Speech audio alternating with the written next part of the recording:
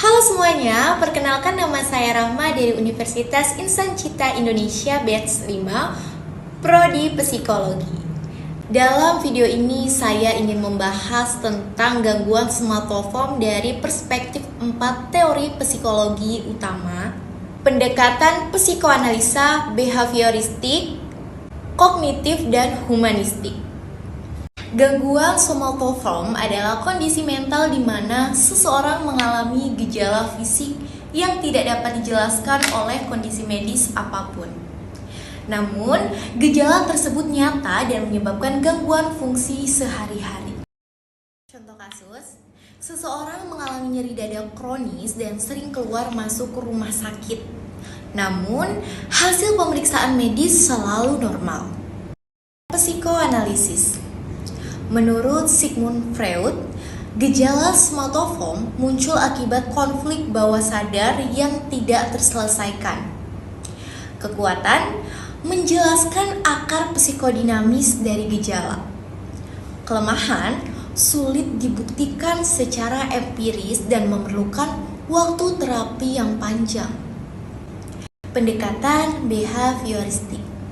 Menurut teori, gejala smatoform bisa menjadi hasil dari penguatan negatif, misalnya perhatian atau penghindaran tanggung jawab. Kekuatan bisa diterapkan dalam terapi perilaku. Kelemahan mengabaikan proses mental dalam. Pendekatan kognitif. Penderita memiliki distorsi kognitif tentang persepsi tubuh dan kesehatan. Mereka meyakini bahwa gejala kecil adalah tanda penyakit serius. Kekuatan efektif dalam terapi kognitif. Kelemahan perlu motivasi tinggi dari klien. Pendekatan humanistik. Melihat gejala sebagai bentuk ekspresi ketidakpuasan eksistensial. Klien merasa tidak bisa mengaktualisasi diri. Kekuatan meningkatkan penerimaan diri. Kelemahan kurang konkret dalam intervensi langsung. Yang pertama adalah pain disorder atau gangguan rasa nyeri, di mana gangguan rasa nyeri ini pada saat kita stres atau cemas yang berlebihan itu akan muncul rasa-rasa nyeri di beberapa bagian tubuh kita. Misalnya, saya stres banget, kerjaan menumpuk, gak selesai-selesai, tegang. Akhirnya bagian leher saya, bagian pundak saya itu merasakan rasa nyeri. Beneran, memang benar dia merasakan rasa nyeri, bukan bohongan. Yang kedua, ada psikosomatis atau somatisasi. Pada saat rasa nyeri yang diakibatkan oleh stres itu menimbulkan rasa sakit pada bagian fisik kita. Misalnya tadi, pekerjaan saya belum selesai-selesai, begitu banyak yang numpuk, lalu saya cemas, tegang, stres. Rasa nyeri di pundak, di leher, perut saya pun terasa nyeri. Akhirnya apa? Saya jadi diare. Kemudian alergi saya keluar. Nafas saya pun jadi sesak. Itu yang disebut psikosomatis. Jadi kalau tadi pain disorder itu hanya sebatas rasa nyeri, sedangkan psikosomatis atau somatisasi itu pada saat kita stres mengakibatkan sakit pada bagian fisik kita. Oke. Kemudian yang ketiga. Yang ketiga itu adalah hipokondriasis. Nah, kalau tadi psikosomatis pada saat kita stres rasa sakit pada bagian fisik kita, pada bagian tubuh kita ikutan sakit. Nah, si hipokondriasis ini meyakini bahwa sakit yang kita alami itu adalah suatu penyakit yang serius. Misalnya lagi, pekerjaan saya numpuk gak selesai-selesai, saya stres, cemas, tegang, ya kan? Kemudian, rasa sakit pada perut saya mengakibatkan saya menjadi berpikir bahwa jangan-jangan saya sakit kanker usus. Terus, nafas saya menjadi terbengal-bengal. Aduh, wah saya yakin nih paru-paru saya bermasalah nih, jangan-jangan saya kena TBC, atau jantung saya jadi debar-debar, jangan-jangan saya sakit jantung koroner. Padahal itu hanya karena stres atau permainan pikiran mereka yang negatif, bukan karena sakit yang serius. Tapi orang tersebut merasakan dan meyakini bahwa dia memiliki penyakit yang serius. Oke, itu tadi kita sudah bahas 3 ya. Mulai dari pain disorder, somatisasi, kemudian ada hipokondriasis. Lalu yang keempat, ada konversi atau conversion. Gangguan konversi ini dimana pada saat kita stres, kita tegang, kita cemas, orang tersebut mengalami kelumpuhan atau permasalahan pada fungsi sistem saraf. Misalnya bagaimana? Tadi saya ambil contohnya, pada saat saya memiliki pekerjaan yang menumpuk, kemudian membuat saya stres, beberapa fungsi sistem saraf saya itu merasa terganggu. Bisa mengakibatkan kelumpuhan, tremor, atau misalnya pada telinga saya menjadi kurang pendengaran, seperti itu. Jadi kalau konversi ini dapat mengalami gangguan pada fungsi sistem saraf setiap penderitanya. Lalu yang terakhir, ada body dysmorphic atau gangguan pada bagian tubuh kita. Misalnya seperti apa? Misalnya si pasien melihat saat dia bercermin, dia melihat bahwa wah telinganya kok besar sebelah, aduh matanya kok kecil sebelah, hidungnya kurang mancung, atau bibirnya terlalu tebal. Padahal itu tidak jadi masalah, tapi dia merasa cemas karena bagian tubuhnya. Yang dilihat oleh orang lain itu terlihat normal, tidak ada masalah, tapi dia merasakan kecemasan yang berlebihan pada bagian tubuhnya. Itu tadi ada 5 macam-macam dari smatoform disorder. For somatic symptom disorder, well, this disorder affects women more than men. It's usually inversely related to socioeconomic status.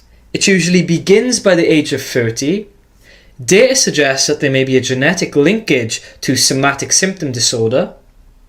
Within families, male relatives tend to have antisocial personality disorder, whereas female relatives tend to have histrionic personality disorder. What typical symptoms may you see? Well, many physical symptoms affecting many organ systems, excessive thoughts, feelings, or behaviours related to the somatic symptoms, long, complicated medical histories, interpersonal and psychological problems may also be present. Commonly associated with major depressive disorders, personality disorders, substance-related disorders, generalized anxiety disorders, and phobias. Patients will usually seek out treatment and have a significant impairment in their level of functioning. So how do we treat these individuals? We must have a single identified physician as the primary caretaker. Patients should be seen during regularly brief monthly appointments. Should increase the patient's awareness of the possibility that the symptoms are psychological in nature. Individual psychotherapy is needed to help patients cope with their symptoms and develop other ways of expressing their feelings. The main key message overall I want to echo is safeguarding. These patients with somatic symptom disorder, they should only have one physician to see them on a regular basis, given the fact that in the future something physically wrong may actually happen to them, and you need to be able to pick up on that. So let's look at another case. Jen is a 25-year-old female and she presents to the clinic unable to move her arms, her upper arms and her lower legs. A full workup is done, no abnormalities are seen. However, when further questioned, she reports an argument with physical violence involving her girlfriend that occurred this morning. And since this morning is when she hasn't been able to move her upper arms and lower legs. So does anyone know what diagnosis this is? Well, this case illustrates something called conversion disorder. Why? Well, it's a disorder in which the individual experiences one or more neurological symptoms that cannot be explained by any medical or neurological disorder. So basically, as a result of the fight with the girlfriend, she's kind of taken this experience and now she has neurological symptoms as a result. In terms of risk factors or epidemiology for conversion disorder, it's seen more frequently in young women. It's seen more commonly amongst lower socioeconomic class, rural populations, low IQs, and military personnel. Commonly associated with passive-aggressive, dependent, antisocial, and histrionic personality disorder. Typical presenting symptoms may be the following: one or more neurological symptoms which affects voluntary or sensory functioning, must have psychological factors associated with the onset or exacerbation of the symptoms. Mutism, blindness, and paralysis are the most common symptoms. When it affects the sensory system, you may get anesthesia or paresthesia, so basically means numbness or tingling. When it affects the motor system, you can get abnormal movements, gait disturbances, weakness, paralysis, tics, jerks. Patients may model their behaviour on someone who is important to them. So how do we treat these patients? Well, psychotherapy to establish a caring relationship with the treater has focusing on stress and coping skills can really help. Briefly monthly visits as well with partial physical examinations can help. So let's look at another case. Miley is an 18-year-old singer and she presents to the doctor convinced she has bladder cancer. She reports constant abdominal pain that doesn't go away. She has seen doctors numerous times and she's told there's nothing wrong with her. She doesn't believe them, but she thinks that you can help her because she knows 100% there's something wrong with her. Do you know what diagnosis this is? This case illustrates illness anxiety disorder. It's a disorder characterized by the patient's belief that he or she has some specific disease, despite constant reassurance that the patient's beliefs still remain the same. Symptoms must occur for greater than 6 months. In terms of risk factors or epidemiology of the illness anxiety disorder, men and women are affected equally. The most common onset is between the ages of 20 and 30. Typical presenting symptoms may be the following: preoccupation with disease. Preoccupation persists despite constant reassurance by physicians. The belief is not delusional. The preoccupation affects the individual's level of functioning. Duration is of at least 6 months. And how do we treat illness anxiety disorder? Well, psychotherapy to help relieve stress and help cope with the illness. Frequent, regularly scheduled visits to patient's medical doctor helps as well. So let's look at another case. Shawned is a 23-year-old woman and she refuses to leave the house because she believes she's ugly and people will judge and laugh at her. She believes she is deformed and hideous. When you meet Shawned, she is an attractive young female with no abnormalities of note. Do you know what the diagnosis is? Well, this case highlights and illustrates body dysmorphic disorder. It's a disorder characterized by the belief that some body part is abnormal, defective, or misshapen. In terms of risk factors and epidemiology of body dysmorphic disorder, it affects women more than men, typically ages 15 to 20, and other disorders that have been found include depressive disorders, anxiety disorders, and psychotic disorders. Typical symptoms may be the following. Most common concern involves like a facial flaw, constant mirror checking, attempting to hide the alleged deformity, housebound, avoids social situation, and causes impairment in their level of functioning. So how do we treat body dysmorphic disorder? Well, individual psychotherapy to help deal with stress of alleged imperfections as well as reality testing. Pharmacotherapy may include the use of selective serotonin reuptake inhibitor, tricyclic antidepressant, and monoxine inhibitor. Beware that this could be anorexia nervosa, so beware of that differential. So let's look at one of our last cases. A 3-year-old girl is hospitalized after her dad complains that the girl keeps having episodes where she can't breathe in the middle of the night. An apnea monitor shows numerous episodes of apnea when the girl is at home, but when she was in the hospital she had no episodes of apnea.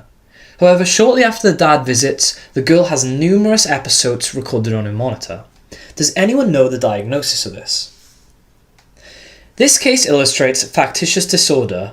Why? Well, this is a disorder characterized by the conscious production of signs and symptoms of both medical and mental disorders. The main objective is to assume the sick role and eventually hospitalization. It's usually diagnosed with physical or psychological symptoms or both, and it consists of two main types: imposed on self and imposed on others. So in terms of risk factors and epidemiology of factitious disorder, it is seen more commonly in women and commonly in healthcare workers. As children, many of the patients suffer abuse that results in frequent hospitalization, thus the need to assume the sick role. Typical symptoms may be the following: typically demand treatment when in the hospital. If test returns negative, they tend to accuse doctors and threaten litigation. They become angry if you confront them. So how do we treat these individuals? Well, it usually involves management rather than cure, and it can be quite difficult to actually diagnose factitious disorder. Along the same lines of factitious disorder, the next case is called malingering. So this is where an individual consciously produces signs and symptoms from obvious gain. So money, avoidance of work, free bed and board, etc. It's not a mental disorder. So typical presenting symptoms could be the following. So you could have subjective symptoms, tend to complain a lot and exaggerate their effect on the effect of the symptoms on your functional lives. Preoccupation with, preoccupation more with the reward than the alleviation of the symptoms. And how do we treat these individuals? Well, it's actually a difficult one, and I didn't really find a kind of consistent approach for any books. It says allow the patient to save face by not confronting the patient and by allowing the physician-patient relationship to work. Again, if you confront the patient, he's going to become angry and more guarded and suspicious. And again, it can be quite difficult to diagnose factitious disorder and malingering.